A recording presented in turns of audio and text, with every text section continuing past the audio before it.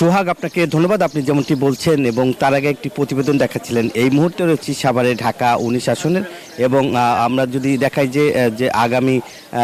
12ই ফেব্রুয়ারিতে কিন্তু যে জাতীয় সংসদ নির্বাচন হতে যাচ্ছে এবং জামাতের পক্ষে নেতাকর্মীরা কিন্তু নেমেছেন এবং শাপলাকলি মার্কায় কিন্তু ভোট চাচ্ছে এবং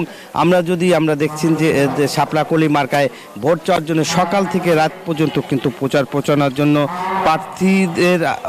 প্রার্থীদের হাতে লেফলেট নিয়ে কিন্তু তারা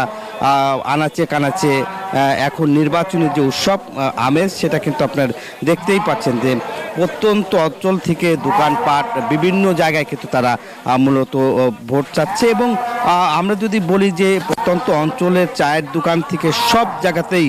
আলোচনার কেন্দ্রবিন্দু এখন এই নির্বাচন এবং সেই নির্বাচনের জন্য কিন্তু দেখছেন যে তারা আগামী 12ই ফেব্রুয়ারিতে অনুষ্ঠিত হতে যাচ্ছে ত্রয়োদশ জাতীয় সংসদ নির্বাচন এবং ভোটের মাত্র আর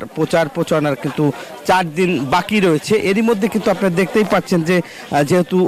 প্রচারণা এখনও কিন্তু এগিয়ে আছেন এবং প্রচারের জন্য কিন্তু আপনারা দেখতেই পাচ্ছেন যে প্রার্থীরা কিন্তু লিফলেট নিয়ে কিন্তু ভোটারদের কাছে যাচ্ছে এবং ভোট চাচ্ছে এবং তারা কিন্তু আজকে জানেন যে বিভিন্ন এলাকায় কিন্তু তারা আসলে ভোট চাচ্ছে এবং একই সঙ্গে আমরা যদি বলতে চাই যে এই নির্বাচন ঘিরে কিন্তু যে